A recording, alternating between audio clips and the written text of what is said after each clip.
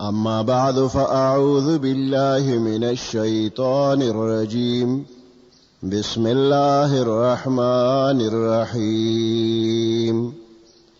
اللهم ربنا آتنا في الدنيا حسنة وفي الآخرة حسنة وقنا عذاب النار. إن الله وملائكته يصلون على النبي يا أيها الذين آمنوا صلوا عليه وسلموا تسليما. اللهم صل على محمد وعلى آل محمد كما صليت على إبراهيم وعلى آل إبراهيم إنك حميد مجيد. اللهم بارك على محمد وعلى آل محمد كما باركت على إبراهيم وعلى آل إبراهيم إنك حميد مجيد. دا اللہ تعالی ښکلې صفتونه دي. یو صفت پکې صمد دی، الله الصمد. الله پاک چاته محتاج نه دی، بے نیاز دی، بے پروا دی، چاته محتاج نه دی او دا تمام مخلوق محتاج دی. دا الله نه غیر چې څه څیزونه دا ټول محتاج دي. که فرشتي دي نو هغه محتاج دي، او که انسانان دي نو دا محتاج دي. په انسانانو کې ښکلي ښکلي پیغمبران دا ټول الله ته محتاج دي. یو الله دی چې چاته محتاج نه دی. د بندیانو حاجتونه دي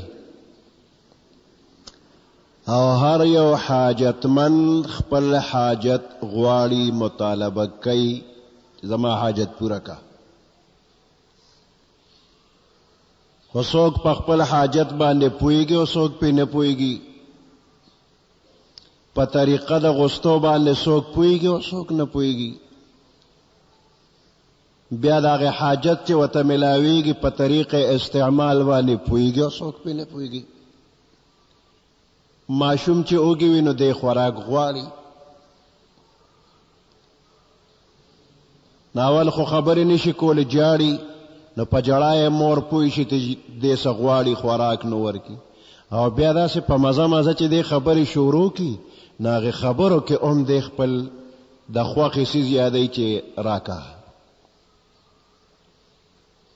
یو ماشوم به ژړل وی چم، نو مور به وله د غټو روجونو یو چم جوړ کا، بیا وله ورکوې دا واله، دا به یې وخوړه، نو بیا به یې وی چم، نو مور به وله بل داسې یو چم ورکه، هغه خلاص که، بیا به یې ژړل، قلارېده نو بس چم به یې وی او مور به د روجو چم ورکوله.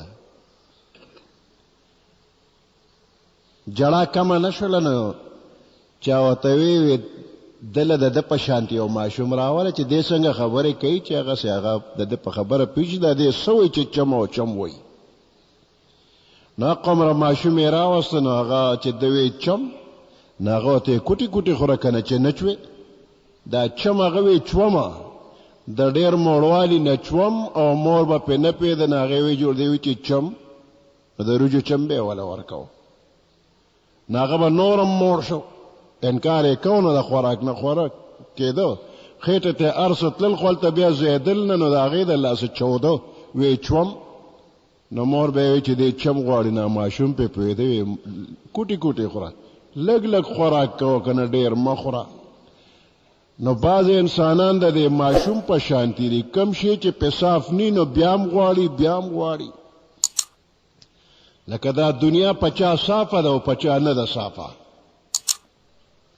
دا نیکان او بزرگان دي، په دوی دنیا صافه ده. دوی له چې خدای څونه دنیا ورکوي، نو دوی په د آخرت ګټه کوي، نو دی په اندازه دنیا استعمالی. لکه ماشوم چې بل ورته وي لږه لږه خوره. نو نیکان بزرگان دنیا ځان له لږه استعمالی، د الله د رضا لپاره ډېر استعمالی. نو چې څونه ډېره ده، نو هغه له د آخرت توښه ده. او د ناپوهه ماشوم په شانته د بعضې ناپوهه انسان ټول په خلاف شریعت کارونو کې دنیا لګوي، نو دی پې چوي او نورم ورچی چوی او نورم ورچی یو بیماری ده چې پاغه کې د بنده تند زیات شي نو چې څومره وبس کی نو تند ختمیږي نه نو که د دنیا د سمندرونو ټول وته د خېټه کې ورواچي نو دی بیا هم تږي وي نو دنیادار انسان دی دنیا غواړي مړیږي پې نه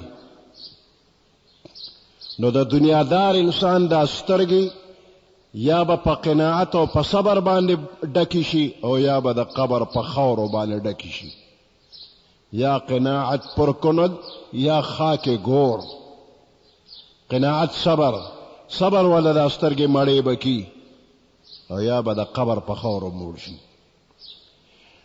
نو دنیا دا زمونږ د ټولو حاجت دی دنیا به غواړو د دنیا نه انکار نه کیږي چې دنیا خراب شي دی او نه به غواړو نه غواړو به دنیا خو په یو خاص مقدار کې به غواړو په اندازه باندې دومره مینه ورسره وکړه چې د الله مینه پکې غالبه وي نو د دنیا د مینه دې مغلوبه وي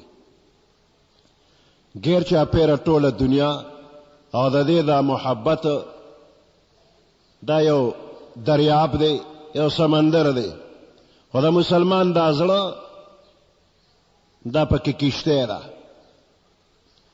نو دا کشته ګورې بغیر د دریاب نه ګرځي چې تا کشته جوړ کړه د کوټې په چت ته خنو دې باندې ته څه فایده اخلي سمنا په اوچ ځمکه کشته پرته ده عمر لري پرته هیڅ فایده پکې نشته نو دې سمندر ته کشته ورواچو نه کشته نه بیا فایده واخلي مال پکې وړي وروړي او که انسانان پکې پورې باسي نو د مسلمان دا زړه دا کشته ده او د دنیا دا مال او دولت او عيش او عشرت دا وته سمندر دی نو د دې کشته د سمندر سره محبت شته خو بهر دننه به پکې نه د کشته کې دننه د الله محبت وي اوس کدا کشته لګه غوندې سورې شولا او دا اوبوته ور دننه شوي یعنی محبت په دې ځل کې ورننه وته نو دا کشته ډوبواله سو وخت پورې به بیا بناګانا ډوب شي ختم شو اس فیدم پکې نشته نو د دنیا تمام نعمتونه الله انسان له پیدا کړی دي او دې ته فایده واخلي خو په کومه طریقه ته واخلي په داسې طریقه ته نه فایده واخلي چې خالق د کائنات پکې رضا او خوشاله پاتې شي او ددم فایده وشي په داسې طریقه د دنیا نه فایده نه اخلي چې په ظاهر خود د فایده وشولا خو خالق د کائنات پکې ددن ناراض او خفه دی د دنیا نه انکار نه کیږي خو آخرت اریدل د لوی نقصان خبره ده ځکه قرآن کې الله فرمایي چې ومن الناس من یقول بعض خلق داسې چې الله هغوی وایي اللهم ربنا آتنا فی الدنیا خدای دنیا کې دنیا راکې او د آخرت اډو سوال کینا ما له فی الاخرة من خلاق د په آخرت کې هیڅ برخه نشته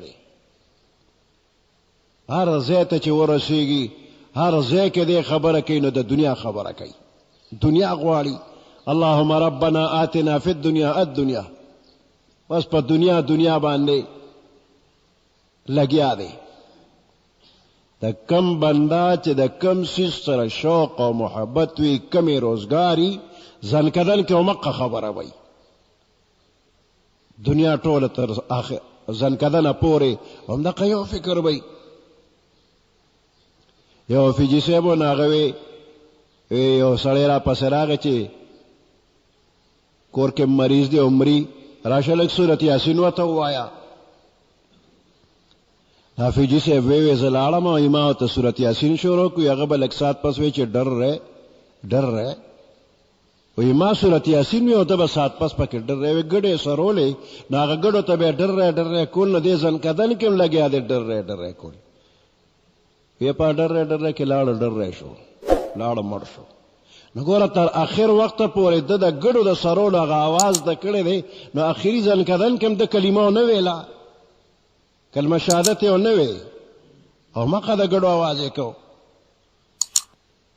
نو دنیا یو خاص اندازې پورې د دې مینا اوکا دومره نه چې بس هر وخت دنیا او دنیا د دنیا غواړه خو صرف دنیا نه د آخرت سوال به ورسره کې.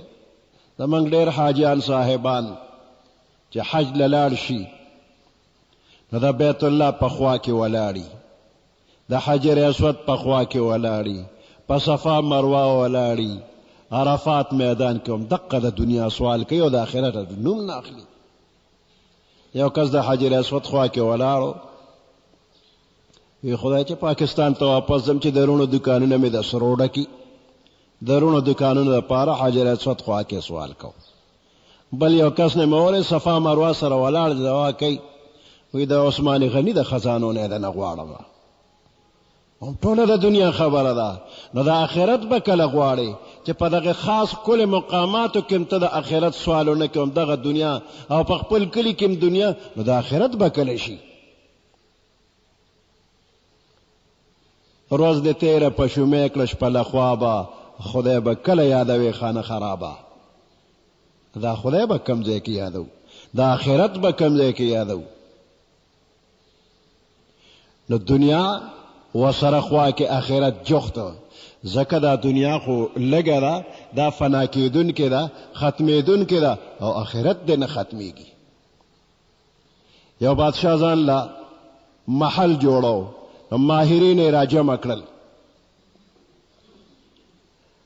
وی ماله داسې محل جوړ کې چې په هغې کې هیڅ قسم عیب نه وي.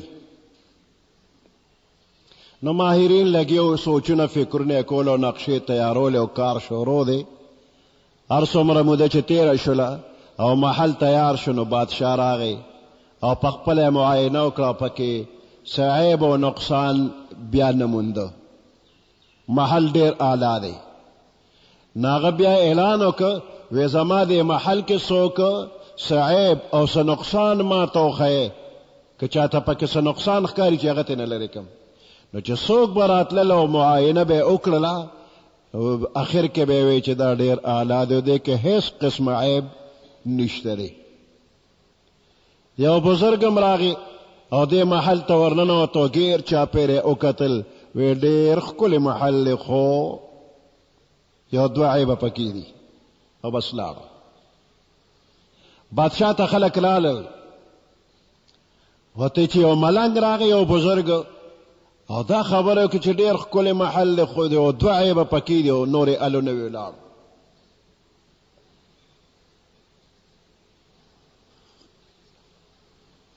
بادشاه وی فوراً لاړ شه دا سړی ماله زر راولې، حاضر یې کې.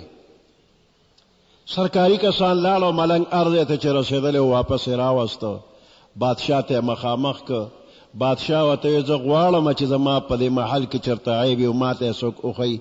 نو نن ته راغلی او تا وایي چې دې کې عیب شته، نو دې که څه عیب دی ما ته یې وښیي. نو هغه وایي بیا ښکته پورته داسې محل ته وکتل چې ډېر ښکلی محل دی، خو دوه عیبه پکې دي.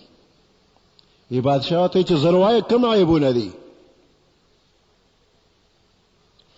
نا ملنګ او بزرګ هغه ورته وایي چې دې کې یو عیب دا دی چې دا ډېر ښکلی دی، خو ته به پکې همیشه اوسېږې نه، دې محل کې به ته همیشه اوسېږې نه، څه وخته پورې به یې نو بیا به ته لاړ شي.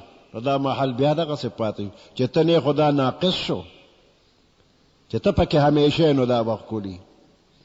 او دویم عیب پکې دا دی چې څه زمانه تېره شي نو دا محل ښکلی عالی شان دې نه به بیا یو کنډر جوړ شي، دا به د اوسېدو قابل نی، به دقه دوه عیبه پکې دي. بادشاه له فکر آخرت طرف ته راواړو چې زه به دې محل کې همیشه نه یمه، او زمانه پس به څه وخته پورې خو دا محل آبادي، خو په دې به بیا فنا راځي، نو دا به کنډراتو شکل ته اوړي. او ګوره د پخوانو بادشاهانو محلات د کنډراتو په شکل کې اوسه بالکل ختم شوي دي. وی دا شاهي قلا ده، نو کم دی هغه شاه پکې کم دی، شاهي قلا خو ده خو شاه نشته. د شاه د هغه بادشاه خاندان والا څوک شته نه، هغه شاهي خاندان والا هم څوک نشته، هېڅ څوک هم نشته. جوړ یې که ولاړه ختم شو.